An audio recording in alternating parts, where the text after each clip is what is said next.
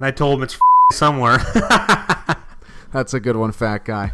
The best way to bet the NFL is win totals. In this win projection series, you'll get to see the logic behind Big Ryan the Fat Guy's win total projections and how you can win whatever contest you decide to enter for the 2018 NFL season.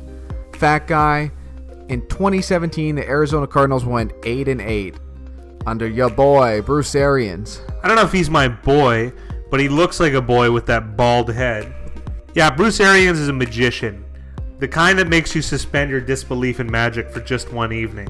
Good point. He went 8-8 with a big pile of dog shit, I'll be honest. The Arizona Cardinals weren't that good last year. They did have Carson Palmer, and they managed to squeeze the last few ounces out of a storied career for Larry Fitzgerald. But I don't expect that to happen this season, and neither do you. Yeah, and they were missing David Johnson last year. That's right, an entire year without David Johnson. I mean, how much can a wrist injury from the bedroom really derail your career? At head coach, starting his first season, is Steve Wilkes. Steve Wilkes, I believe he's a defensive guy out of the Carolina Panthers. I'm not really sure what's going to happen with Steve Wilkes. I feel like they kind of missed the boat on who they wanted for this job. Felt like McDaniels or something like that. I know McDaniels was tied to the Colts, but I think they missed their man a bunch of times and they settled on Wilkes. We're going to find out, but I don't think he's going to have the same pedigree that Bruce Arians had. Hopefully Riverboat Steve can channel his inner Riverboat Ron with this Arizona Cardinals squad. At offensive coordinator, a familiar name in Mike McCoy.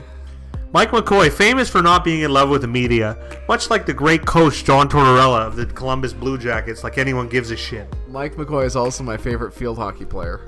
He did coach the San Diego Chargers to mediocrity. He was an offensive coordinator in Denver. He doesn't really have a good, talented group of quarterbacks, not to mention they're weak in a bunch of other spots, which we'll get to later. At defensive coordinator, they have Al Holcomb starting his first season.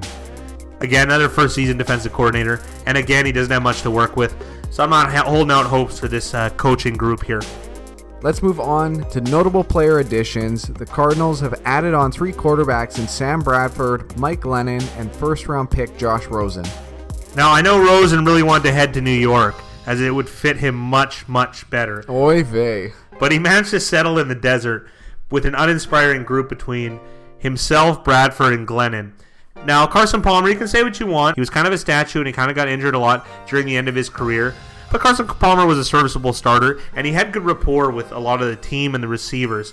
I don't think they're going to be able to pick it up just that easy with Bradford and company. I mean, Bradford is probably going to be the de facto starter, but I can't think of a guy who's got paid more to do less in the NFL. He was to get another $20 million a year to be a replacement level player, more or less. I mean, he did have a reasonable couple games in Minnesota, but I feel like he mailed it in with that knee injury, really opening up the gate for Case Keenum.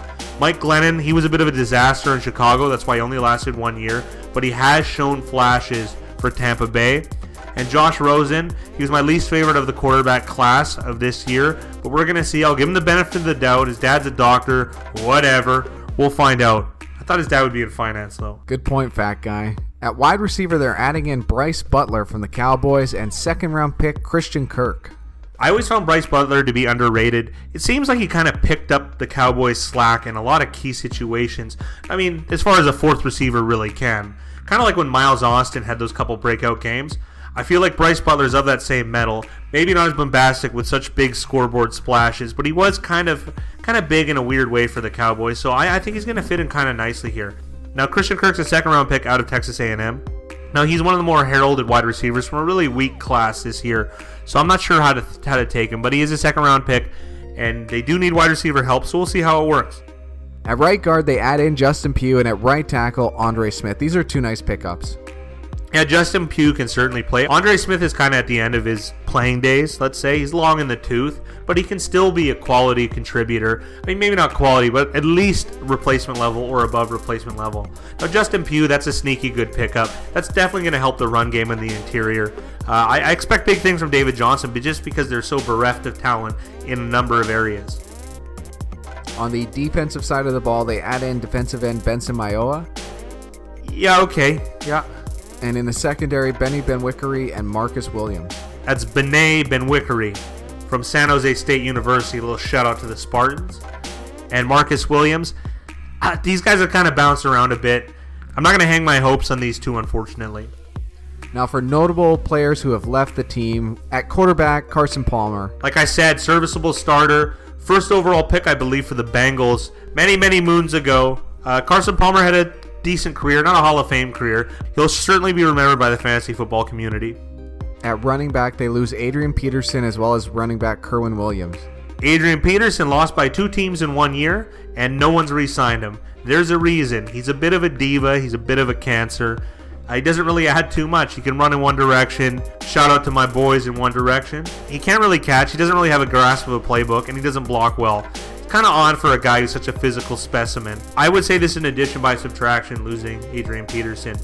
They lost Kerwin Williams as well. That's not going to hurt him too much. You can pick up a lot of UDFAs that are going to be able to fill the job that he did.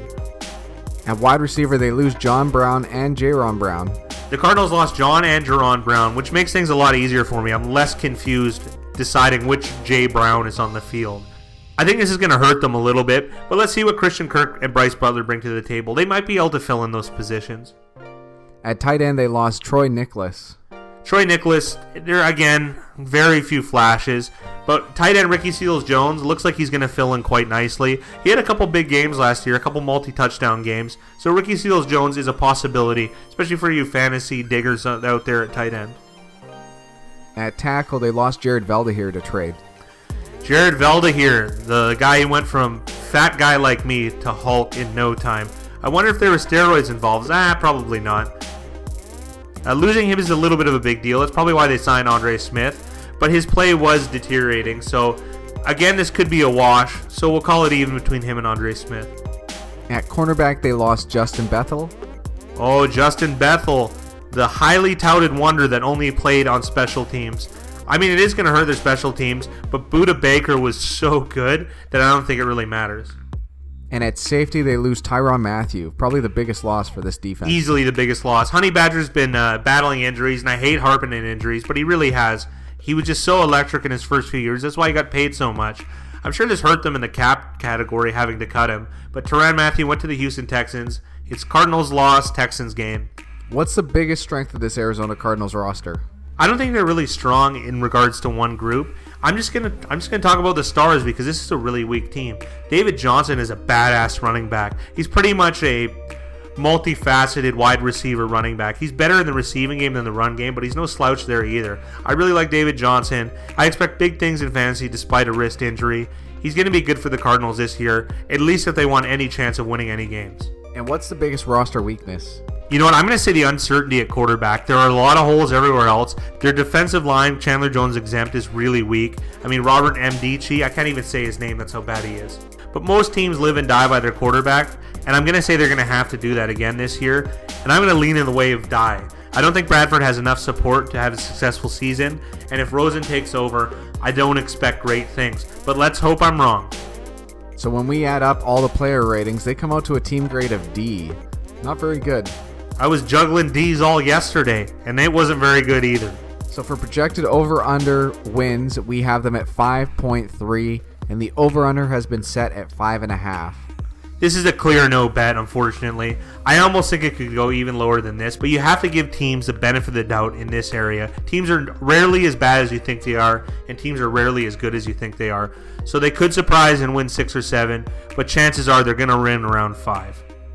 Hit the like button if you agree with Big Ryan the Fat Guy. Give us a comment below with how many games you think the Cardinals will win next season. And subscribe for more NFL projections. I wish I had 3 hands. Me too.